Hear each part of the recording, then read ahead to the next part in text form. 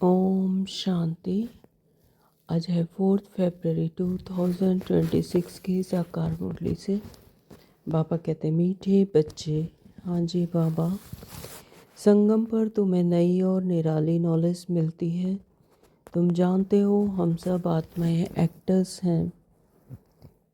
एक का पार्ट ना मिले दूसरे से, एक का पार्ट ना दूसरे से ना मिले दूसरे से। संगम पर हमें क्या मिलती है? नई और निराली नॉलेज मिलती है कि ये पूरे कल्प में ऐसी नॉलेज फिर नहीं मिलती। सिर्फ संगम पर ही परमपिता परमात्मा हमें यह अनोखी निराली नॉलेज देते हैं। बाबा कहते हैं कि तुम जानते हो यह सब आत्माएं एक्टर्स हैं और एक का पार्ट ना मिले दूसरे से। हर एक का अलग पार्ट है, अलग अलग रोल है और हम सब क्या हैं? एक्टर्स हैं। प्रश्न है, माया पर जीत पाने के लिए तुम रूहानी योद्धों को, क्षत्रियों को कौन सी युक्ति मिली हुई है?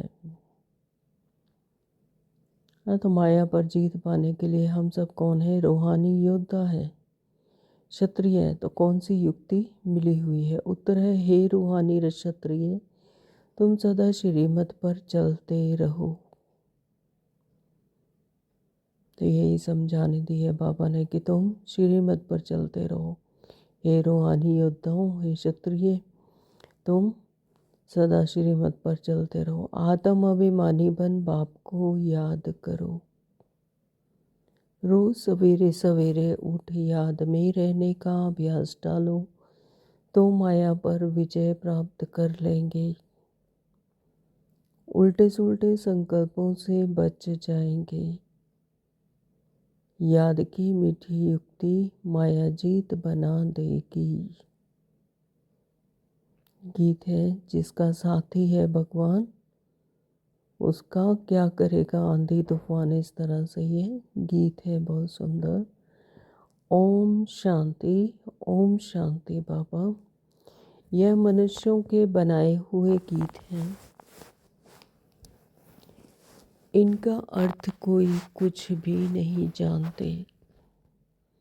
गीत भजन आदि गाते हैं, महिमा करते हैं भक्त लोग, परंतु जानते कुछ नहीं। महिमा बहुत करते हैं। तुम बच्चों को कोई महिमा नहीं करनी है। बच्चे बाप की कभी महिमा नहीं करते। बाप जानते हैं ये हमारे बच्चे हैं। हाँ, तो स्थूल दुनिया में भी जो पिता होते हैं तो क्या उनकी महिमा करते हैं? उनके मेरे जो पिता है वो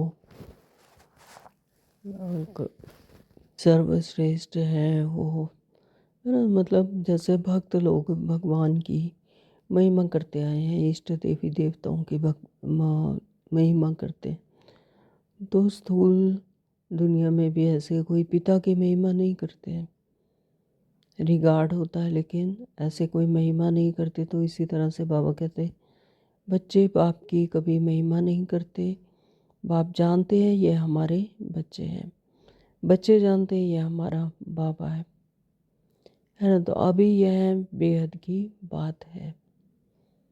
ना ही उनके आगे कोई हाथ जोड़कर ही खड़े रहते हैं।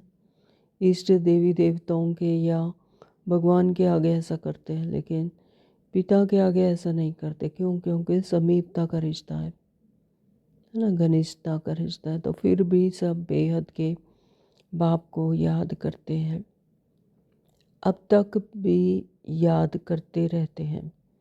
भगवान को कहते हैं हे बाबा, इनका नाम शिव बाबा है। जैसे हम आत्माएं हैं वैसे शिव बाबा है। वह परमात्मा जिसको सुप्रीम कहा जाता है। उनके सब बच्चे हैं, उनको सुप्रीम सोल कहा जाता है। उनका निवास स्थान कहाँ है? परम धाम में। सब सोल्स वहाँ रहती हैं परम धाम में, परम पिता अपने सत्य पिता के साथ। एक्टर्स ही सोल्स हैं। हाँ, तो इस सृष्टि चक्कर पर जो सोल्स हैं वही एक्टर्स एक्ट करती हैं। तुम जानते हो नाटक में एक्टर्स नंबरवार होते हैं। हर एक के पार्ट अनुसार इतनी तनख्वाह पगार मिलती है। तो सब आत्माएं जो वहाँ रहती हैं सब पार्टधारी हैं, परंतु नंबरवार सबको पार्ट मिला हुआ है।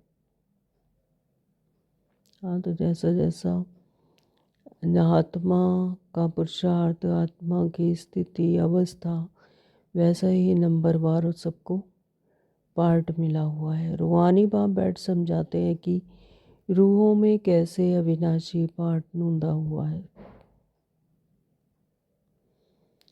सब रूहों का पार्ट एक जैसा नहीं हो सकता, सब में ताकत एक जैसी नहीं। तुम जानते हो कि सबसे अच्छा पार्ट उनका है जो पहले शिव की रुद्रमाला में है। हाँ, तो शिव की रुद्रमाला में कौन आएंगे? जो सतयुगी दुनिया के लिए तैयार हो रहे हैं, जो सतयुगी दुनिया में सतो प्रधान दुनिया में आएंगे। तो बाबा कहते सबसे अच्छा पार्ट उनका है। नाटक में जो बहुत अच्छे अच्छे एक्टर्स होते हैं उनकी कितनी महिमा होती है, सिर्फ उनको देखने के लिए भी लोग जाते हैं। तो यह बेहद का ड्रामा है। स्थूल दुनिया में कोई जो एक्टर्स होते हैं तो वो अच्छे अच्छे एक्टिंग करते हैं, एक्टर्स होते हैं, तो उनकी कितनी महिमा होती है, उनको देखने के लिए भी स्पेशली लोग जाते हैं, है ना। तो बाबा कहते हैं यह है तो फिर बेहद का ड्रामा है। तो इस बेहद के ड्रामा में ऊंच एक बाप है, ऊंच से ऊंच एक्टर, क्रिएटर, डायरेक्टर भी गए, तो वह सब है हद के एक्टर्स, डायरेक्टर आदि। उनको अपना छोटा पार्ट मिला हुआ है, पार्ट आत्मा बजाती है, परंतु देह अभिमान के कारण कह देते हैं कि मनुष्य का ऐसा पार्ट है। बाप कहते पार्ट सारा आत्मा का है, आत्म अभिमानी बनना पड़ता है। बाप ने समझाया है कि सतयुग में आत्म अभिमानी होते हैं। तो सतयुग में होते ही आत्म अभिमानी है, यानी आत्मिक समृद्धि में रहते हैं। रोल अलग है और आत्मा अपने आप में न्यारी अपने आत्म अभिमानी स्थिति में रहती है। बाप को नहीं जानते, यहाँ कलयुग में तो आत्म अभिमानी भी नहीं और बाप को भी नहीं जानते, है ना। तो सतयुग में आत्म अभिमानी रहते हैं, बाप को तो भूल जाते हैं। और लेकिन कलयुग में तो ना तो आत्म अभिमानी होते हैं ना ही बाप को जानते हैं। अभी तुम आत्म अभिमानी बनते हो, बाप को भी जानते हो। इस संगम युग पर आत्मिक स्थिति में भी रहते हैं, आत्मिक समृद्धि भी है और बाप को भी जानते हैं। तुम ब्राह्मणों को निराली नॉलेज मिलती है। तुम आत्मा को जान गए हो कि हम सब आत्माएं एक्टर्स हैं। सबको पार्ट मिला हुआ है, जो एक ना मिले दूसरे से, वह पार्ट सारा आत्मा में है। यूं तो जो नाटक बनाते हैं वह भी पार्ट आत्मा ही धारण करती है ना। तो ड्रामा के अंदर ड्रामा जो न स्थूल दुनिया में जो नाटक बनाते हैं तो पार्ट तो आत्मा ही धारण करती है। अच्छा पार्ट भी आत्मा ही लेती है और आत्मा ही कहती है मैं गवर्नर हूँ, फलाना हूँ। तो यहाँ पर स्थूल दुनिया में जो पार्ट बजाती हैं तो बाबा कहते हैं कि आत्मा ही कहती है कि मैं गवर्नर हूँ, मैं बैरिस्टर हूँ, मैं डॉक्टर हूँ, मैं टीचर हूँ, परंतु आत्म अभिमानी नहीं बनते। सतयुग में समझेंगे कि मैं आत्मा हूँ। सतयुग में ये स्मृति रहती है कि ये मेरा रोल है, ये मेरी बॉडी है और मैं आत्मा अलग हूँ। एक शरीर छोड़ दूसरा लेना है। तो जैसे सर्प मिसल, जैसे सर्प होता है अपनी एक खाल छोड़ता है दूसरी ले लेता है ना, तो इसी तरह से वहाँ पर भी एक शरीर छोड़ दूसरा ले लेते हैं। आत्मा को ये स्मृति होती है कि साक्षात्कार होता है कि अब मुझे इस शरीर में जाना है।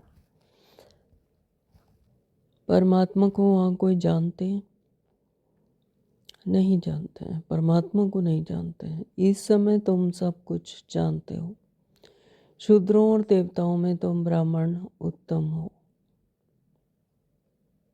इतने ढेर ब्राह्मण कहाँ से आएंगे जो बनेंगे? लाखों आते हैं प्रदर्शनी में। तो शूद्रों और देवताओं में तुम ब्राह्मण उत्तम हो, यानी ये संगम युग पर जो शिव मत धारण करते हैं, विकारों को छोड़ते हैं, है ना, जो विकारी है वो शूद्र है, और देवता जो सतयुगी है, सतयुग में आते हैं, और इस समय जो श्रीमत धारण करते हैं वो ब्राह्मण है। तो ब्राह्मण उत्तम है।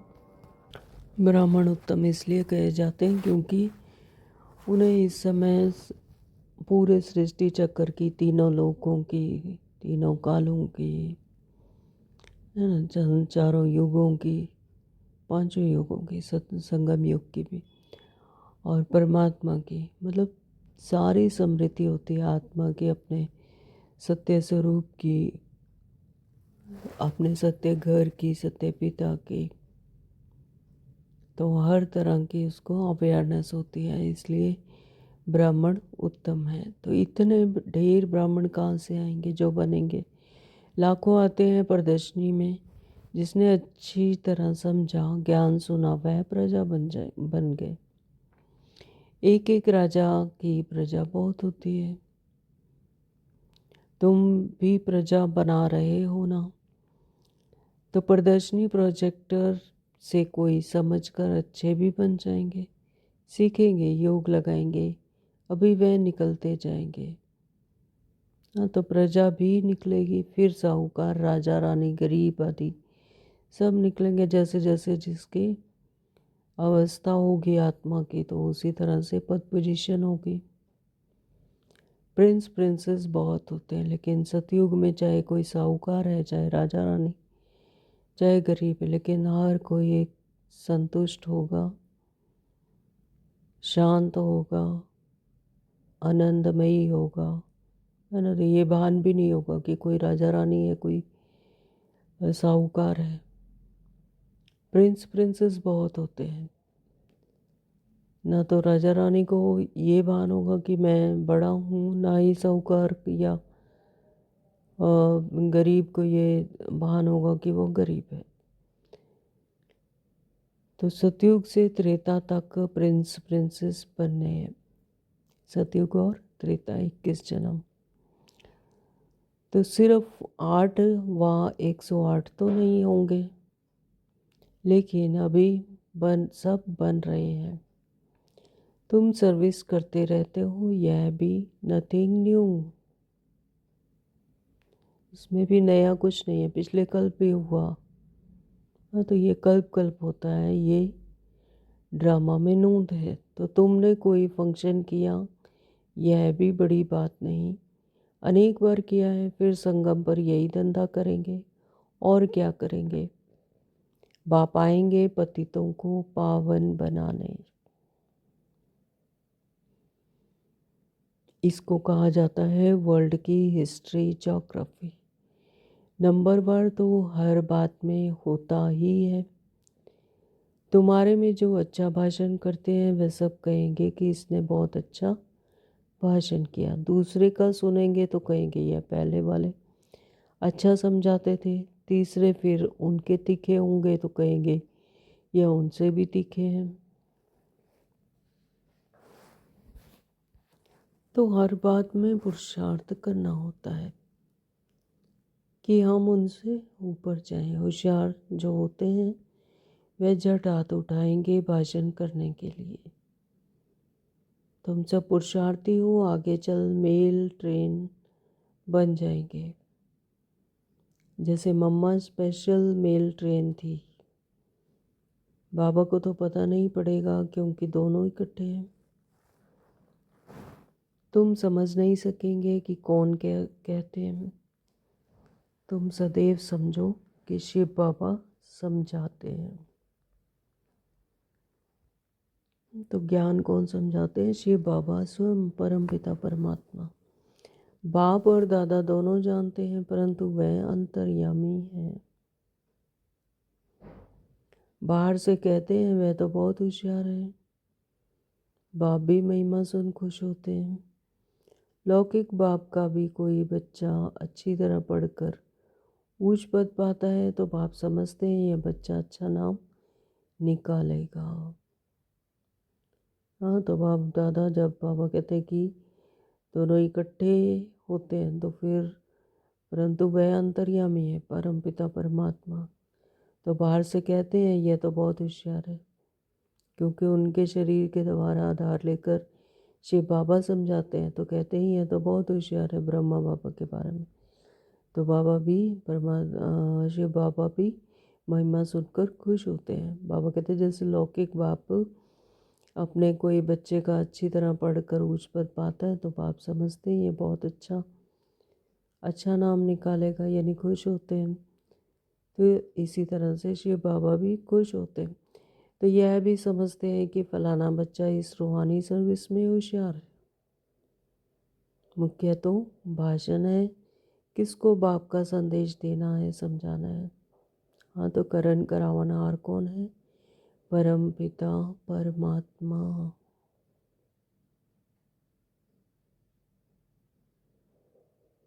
बाकी सब कठपुतलियाँ हैं। बाबा यूज़ करते हैं उन कठपुतलियों को, निमित्त बनाते हैं। बाबा ने मिसाल भी बताया था कि किसी को 5 बच्चे थे तो कोई ने पूछा कि तुमको कितने बच्चे हैं? तो बोला कि 2 बच्चे हैं। कहा कि तुमको तो 5 बच्चे हैं। कहा सपूत तो 2 हैं। यहाँ भी ऐसे हैं, बच्चे तो बहुत हैं। बाप कहेंगे कि यह डॉक्टर निर्मला बच्ची बहुत अच्छी है, परंतु प्रेम से लौकिक बाप को समझाए सेंटर खुलवा दिया। तो यह भारत की सर्विस है। तुम भारत को स्वर्ग बनाते हो तो इस भारत को नर्क रावण ने बनाया, विकारों ने बनाया। जब अपने सत्य स्वरूप को भूल गए तो विकारों के जंगल में फंस गए, तो भारत को नर्क रावण ने बनाया। एक सीता कैद में नहीं थी, लेकिन तुम सीताएं रावण की कैद में थी। सीता यानी आत्मा, आत्मा रावण की कैद में थी, विकारों की कैद में। बाकी शास्त्रों में सब दंत कथाएं हैं। यह भक्ति मार्ग भी ड्रामा में है। तुम जानते हो सतयुग में, सतयुग से लेकर जो पास हुआ वह रिपीट होगा। आपे ही पूज्य, आपे ही पुजारी बनते हैं।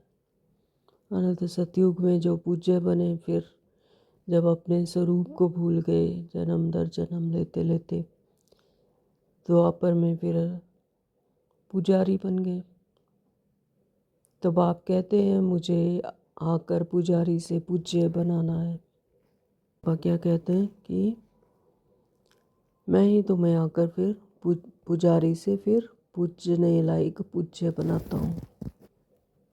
पहले गोल्डन एज फिर आयरन एज बनना है। सतयुग में सूर्यवंशी लक्ष्मी नारायण का राज्य था। राम राज्य तो चंद्रवंशी था। सूर्यवंशी लक्ष्मी नारायण का राज्य यानी सतयुग में था, और राम राज्य और चंद्रवंशी त्रेता में। राम राज्य में धनुष दिखाते हैं कि हाईएस्ट कॉन्शियसनेस से थोड़ा डिप्लीट होना शुरू हो जाती है, क्वालिटी कम हो जाती है, 14 कलर्स हम रह जाते हैं। तो इस समय तुम सब रूहानी क्षत्रिय योद्धे हो। इस समय हर एक आत्मा की अपने ही संस्कारों से, अपने ही विकारों से लड़ाई चल रही है, अंदर ही अंदर महाभारत युद्ध चल रहा है। तो रूहानी क्षत्रिय योद्धे हो। लड़ाई के मैदान में आने वाले को क्षत्रिय कहा जाता है। तुम हो रूहानी क्षत्रिय, बाकी वह है जिस्मानी क्षत्रिय। उनको कहा जाता है बाहुबल से लड़ना झगड़ना। शुरू में मल्ल युद्ध होती थी, बाहों आदि से आपस में लड़ते थे, फिर विजय को पाते थे। अभी तो देखो बॉम्ब्स आदि बने हुए हैं। तुम भी क्षत्रिय हो, यह भी क्षत्रिय है। तुम माया पर जीत पाते हो, श्रीमत पर चल। तुम हो रूहानी क्षत्रिय। हाँ, तो बाबा ने आज क्षत्रिय का टाइटल दिया, क्योंकि बाबा कहते तुम माया पर जीत पाते हो, श्रीमत पर चलकर रूहानी क्षत्रिय हो। रूहें ही सब कुछ कर रही हैं इन शरीर को, कर्मेंद्रियों द्वारा। रूह को बाप आकर सिखलाते हैं, बच्चे मुझे याद करने से फिर माया खाएगी नहीं। अंडरलाइन है, जितना जितना मुझे याद करते रहेंगे फिर माया खाएगी नहीं, माया अटैक ही नहीं कर पाएगी। तुम्हारे विक्रम विनाश होंगे और तुमको उल्टा सुल्टा संकल्प नहीं आएगा।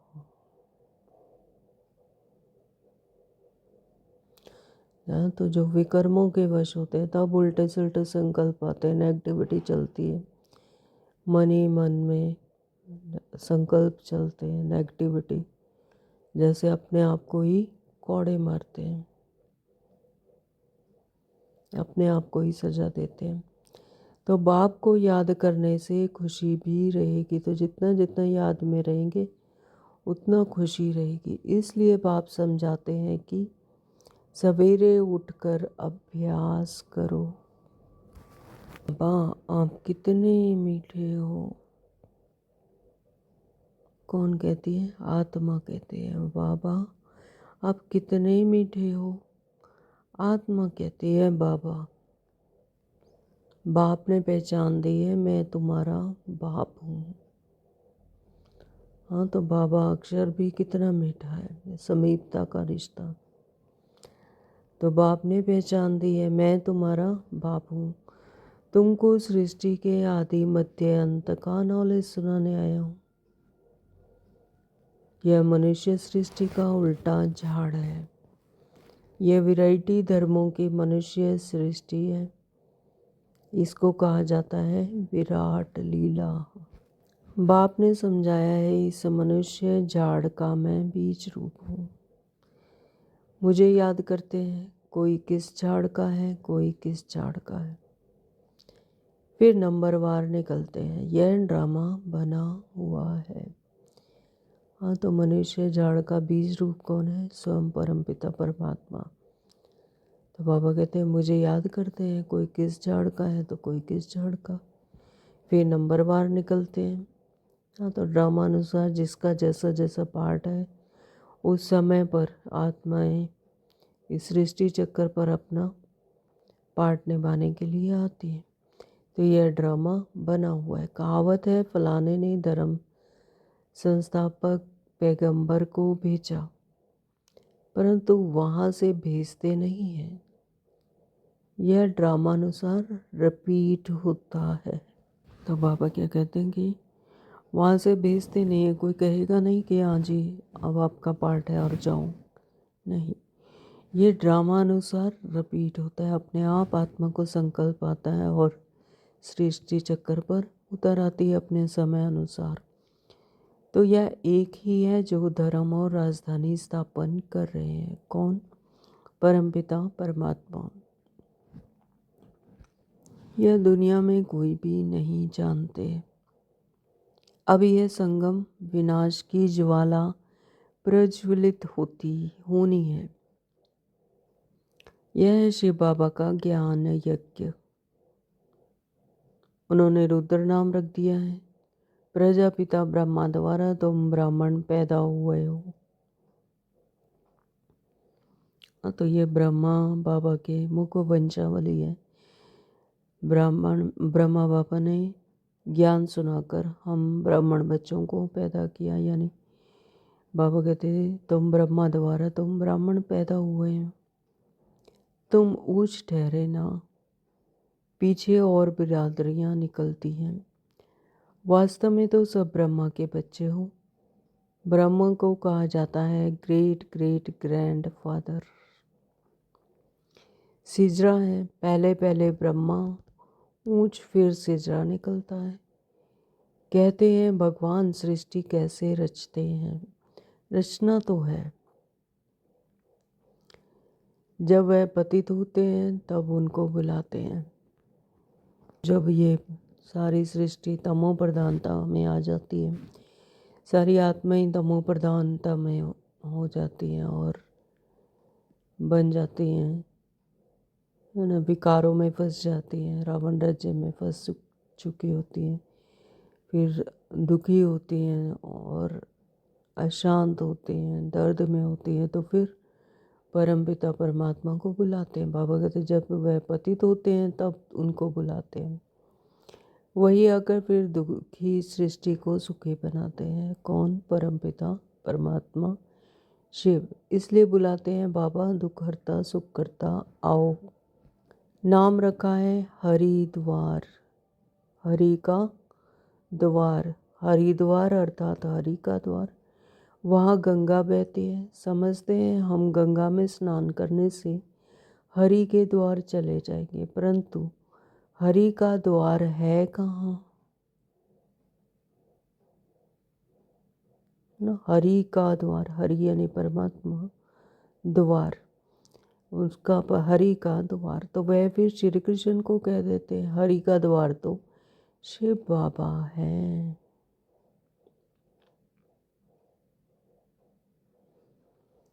दुखहर्ता सुख करता। पहले तुमको जाना है अपने घर। तुम बच्चों को अपने बाप का और घर का अभी मालूम पड़ा है। हाँ, तो 63 जन्मों से ढूंढ रहे थे परमात्मा को।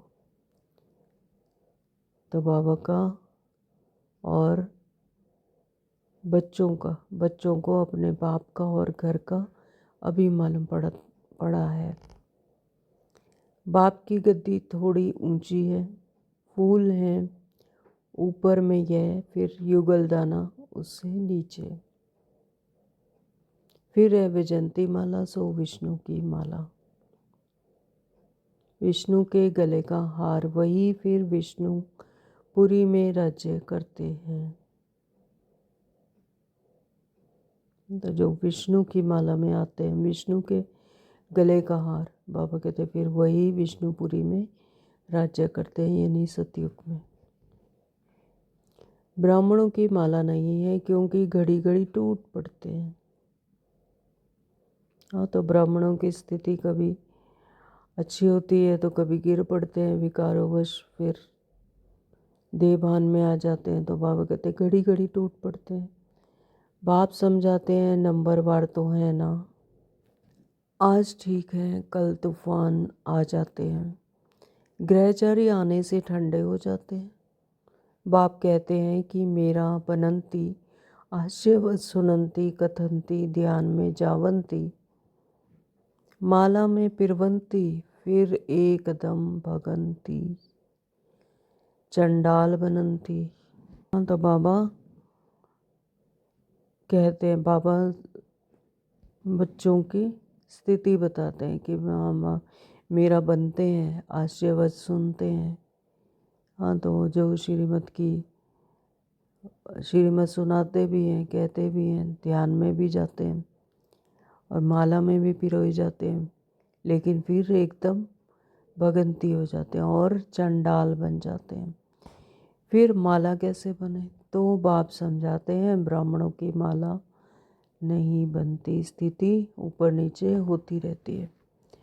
भक्तमाला में मुख्य फीमेल्स में मीरा और मेल्स में नारद।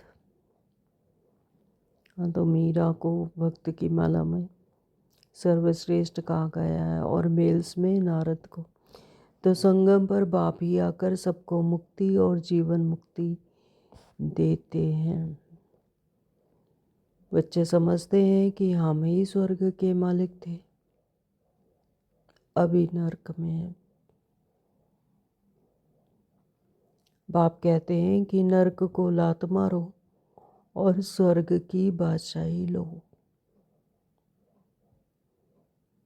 नरक की को लात मारो यानी विकारों पर जीत पाओ और तमो प्रधान से सतो प्रधान बनो और स्वर्ग की बादशाही लो।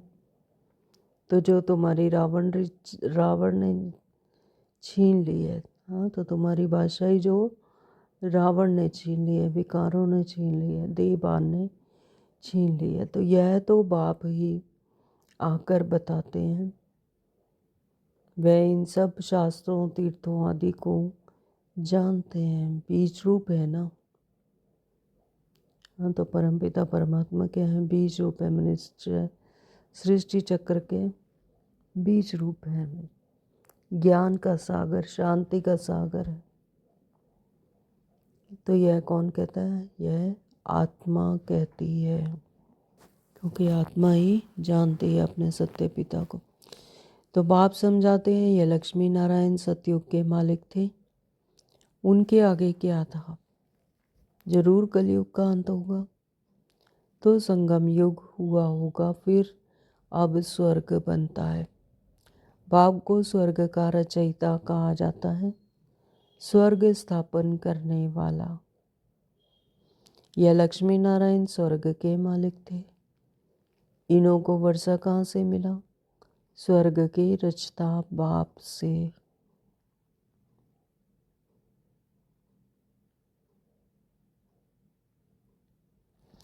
भी 1 मिनट के साइलेंस में अशरीरी होकर परमात्मा को याद करेंगे।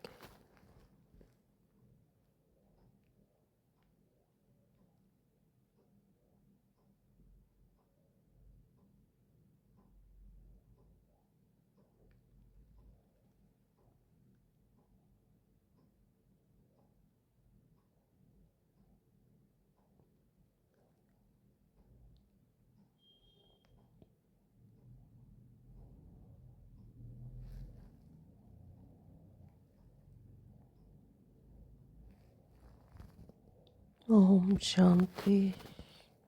तो बाबा ने बताया कि यह लक्ष्मी नारायण स्वर्ग के मालिक थे।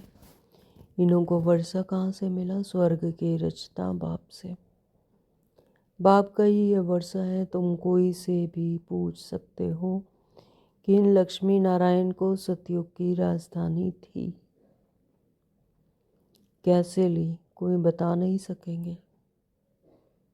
नारायण यानी ब्रह्मा बाबा और मम्मा, इन्होंने संगम युग पर पुरुषार्थ किया, अपनी हाईएस्ट कॉन्शियसनेस को अचीव किया और सतयुग की राजधानी में गए, विश्व के मालिक बने। तो यह दादा भी कहता है कि मैं नहीं जानता था, पूजा करता था परंतु जानता नहीं था।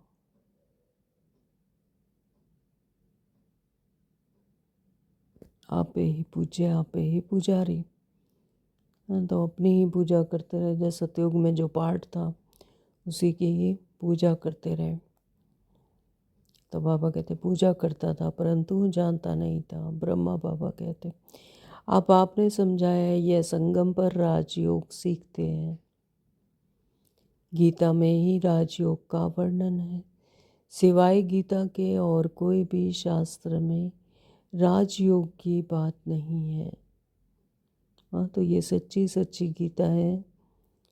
तो बाबा कहते कोई भी शास्त्र में राजयोग की बात नहीं। बाप कहते हैं कि मैं तुमको राजाओं का भी राजा बनाता हूँ। तो जिनकी राजाएं भी उनके आगे हाथ जोड़ते हैं, यानी वो अपने से उत्तम समझते हैं, तो मैं तुम्हें राजाओं का भी राजा बनाता हूँ।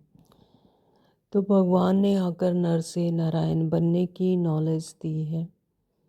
भारत को मुख्य शास्त्र है गीता। भारत का शिरोमणि शास्त्र क्या है? गीता। तो गीता कब रची गई यह जानते नहीं।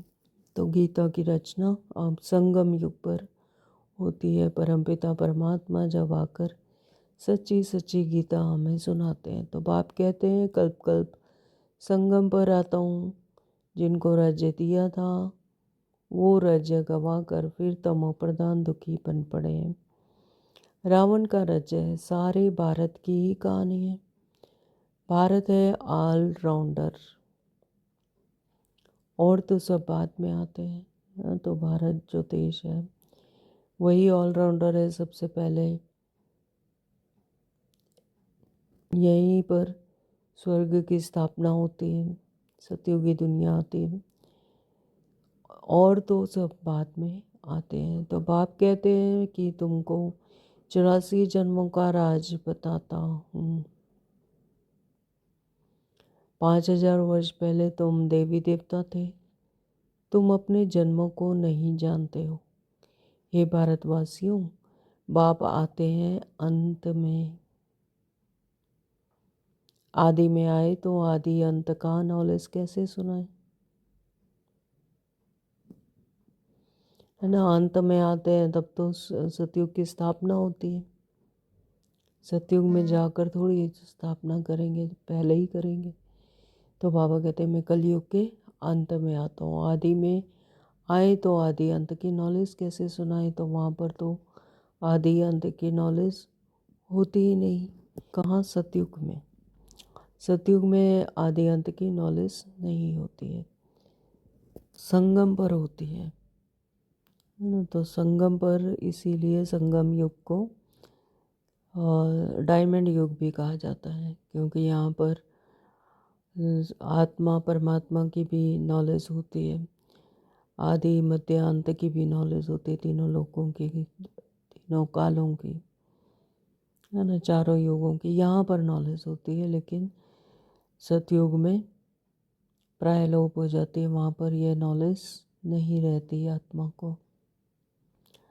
तो सृष्टि की वृद्धि ही नहीं हुई है तो समझाएं कैसे, वहाँ तो नॉलेज की दरकार ही नहीं, है। तो आत्मा अपने आप में संपन्न है, संपूर्ण है, परमात्मा समान ही है। तो बाबा कहते वहाँ पर ना तो वहाँ पर भक्ति की जाती है, ना ही नॉलेज की दरकार है। तो बाप अभी संगम पर ही नॉलेज देते हैं। नॉलेजफुल है ना, जरूर नॉलेज सुनाने अंत में आना पड़े। आदि में तुमको क्या सुनाएंगे, है ना। तो बाबा कहते आदि में नहीं सुनाते हैं। आदि में सतयुग में आए तो उतरती कला हो जाती है ना। एक के बाद दूसरा दिन आया, दूसरे से तीसरा दिन आया, तो उतरती कला हो जाती है। लेकिन संगम युग पर हमारी चढ़ती कला होती है, आत्मा उन्नति को पाती है और दिन प्रतिदिन उसकी अवस्था और अच्छी बनती जाती है, सुप्रीम बनती जाती है। तो यह समझने की बातें हैं।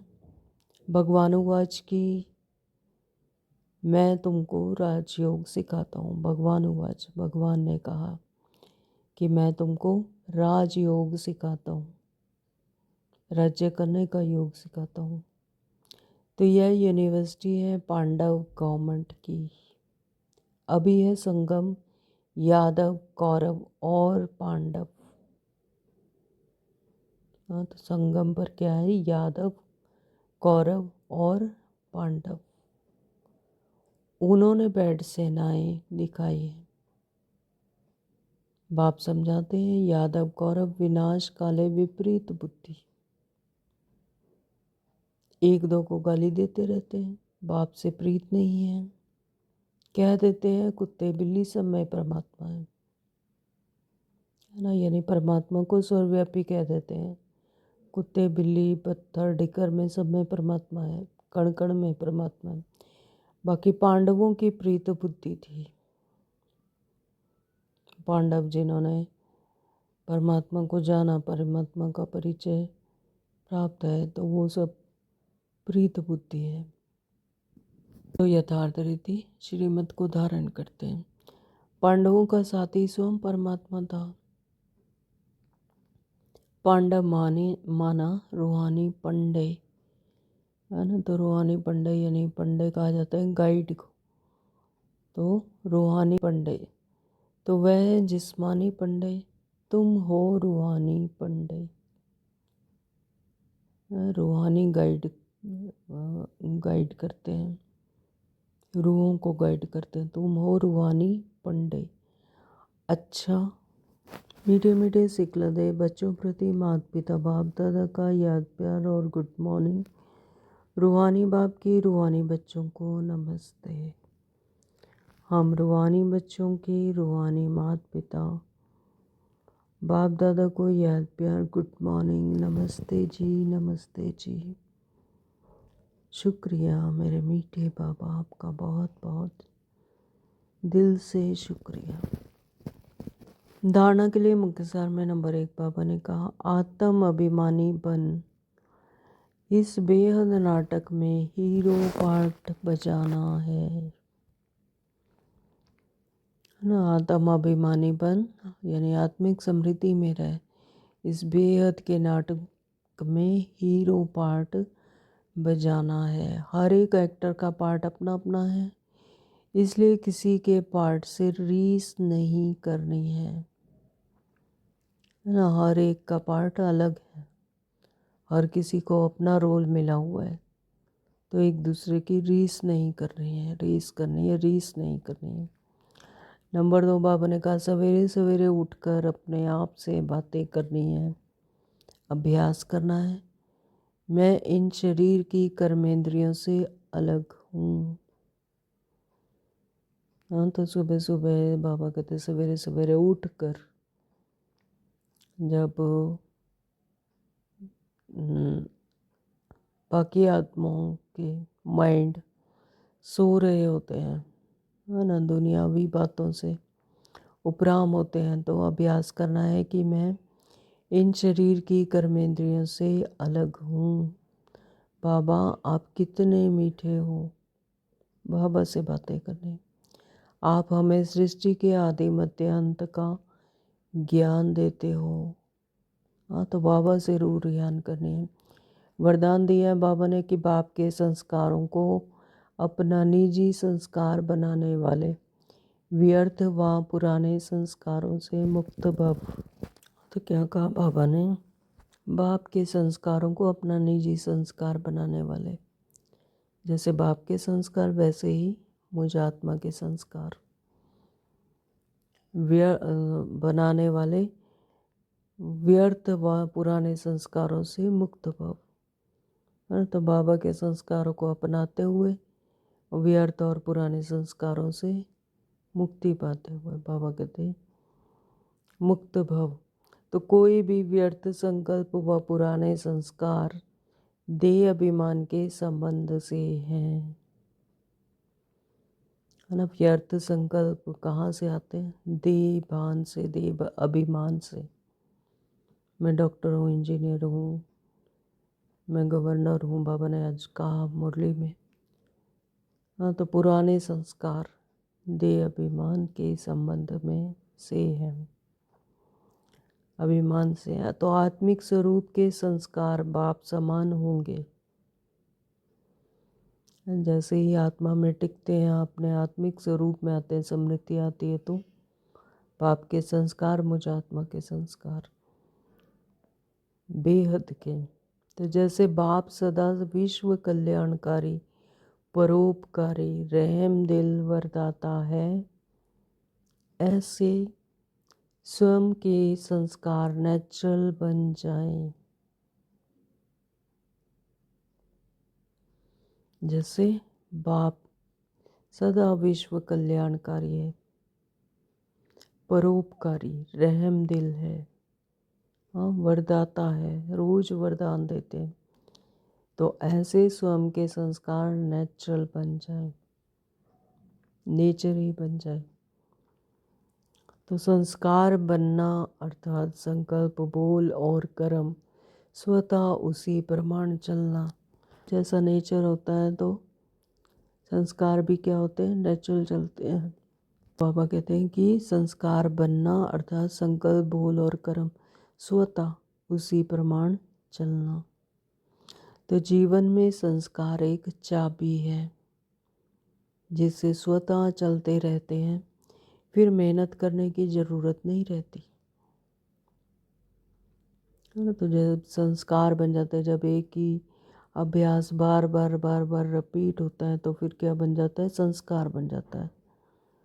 तो यहाँ स्थूल दुनिया में भी किसी का पुनर्जन्म जैसे बातें कोई सामने आती है, कोई ऐसा तथ्य आता है तो इसमें कहते हैं कि ये तो इनके पिछले जन्म का संस्कार है।